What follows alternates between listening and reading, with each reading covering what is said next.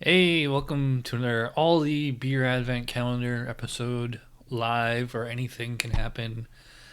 Episode of Chad's Beer Reviews, day 7. Feels like I just started this yesterday, but. And actually, this is fitting. This is another Wernesgruner beer, but this is dark. So, yeah, as you can see, pretty dark.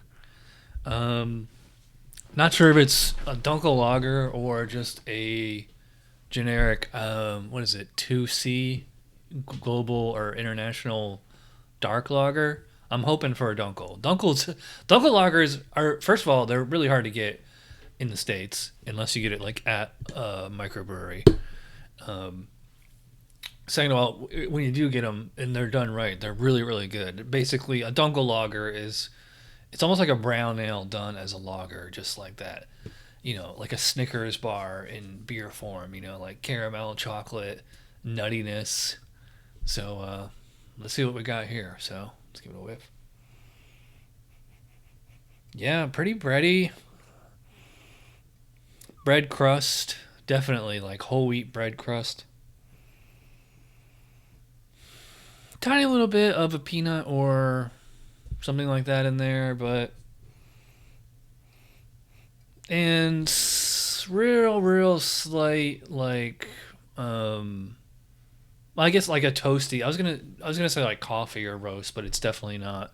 It's not to that extreme end of coffee or any kind of burnt or anything like that. Nothing in the stout range, but yeah, just a lovely Maillard product malt character there. And judging from the appearance here, I mean, I'm not sure. It probably looks black on camera. It's not. It's more of a well. First of all, I hold it up straight to the light. It's like a deep mahogany slash ruby red. Very clear body. I had a big foam on there when I poured it. We'll see if it sticks around. But yeah, like I was saying, based on the color, it does look like it's like legit. Like that color is from kilning the malts. Like they didn't just put any kind of dark food coloring in there or something like that, which I think they actually do with a lot of those like generic global dark lagers. Like, well, I'm not gonna list any examples because I can't prove it, but there's some that I suspect. Not that I think, not that I think any of the beer people out there, the beer brewery attorneys are watching. But all right, I am rambling. Let's get this show on the road. Cheers.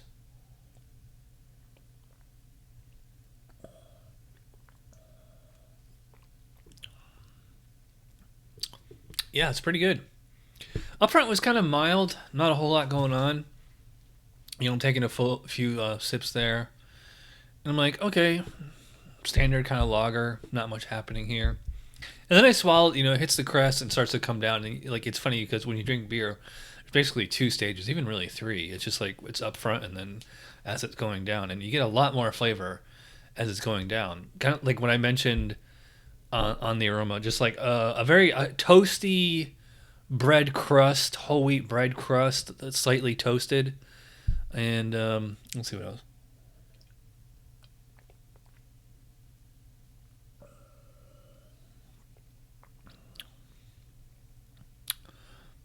Actually, it's funny because I think I'm picking up a little bit of fruitiness on this too, tiny little bit.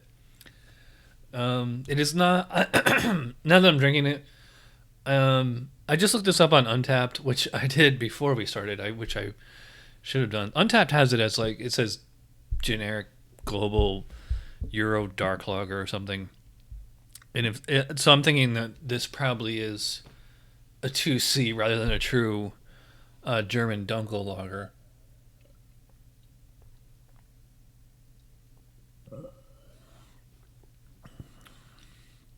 Real slight bitterness on there. And it's funny because like the more that I drink, it seems to get a little bit more mild with each sip.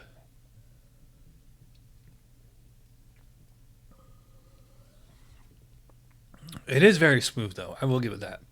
Very smooth, very drinkable. Very low bitterness on here.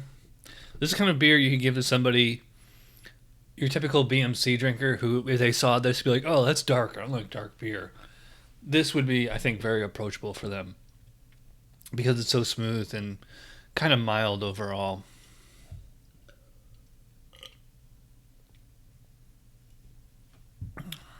I would prefer, obviously, I would prefer something more robust, complex, authentic, however you want to describe it. But yeah, so I mean, if this is a dunkel lager, it's a poor example. Like it's 25 to 28, 29. I don't think I could hit 30 or higher if we're doing this as a dunkel lager. But if we're doing it as a 2C international dark lager, I think it's going to score pretty high because those beers can be mild. In fact, that's kind of the whole point of it. It's supposed to be dark lager that is approachable by anybody. It doesn't, like, I'm not getting any real off flavors here.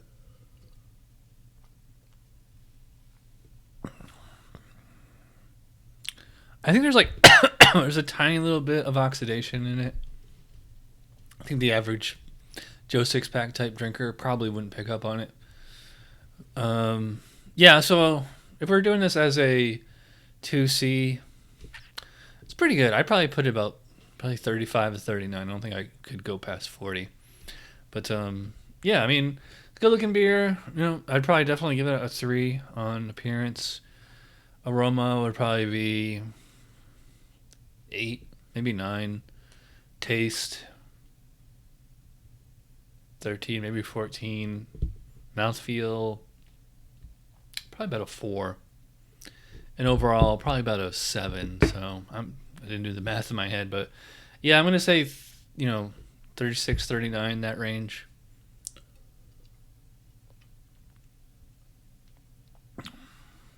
Not bad. I could definitely drink this, but the Pilsner that they make is so much better than this. So yeah, personally, this is like a personal preference, about a C plus, maybe like a 5 or 6 out of 10. It's definitely better than the grapefruit IPA, but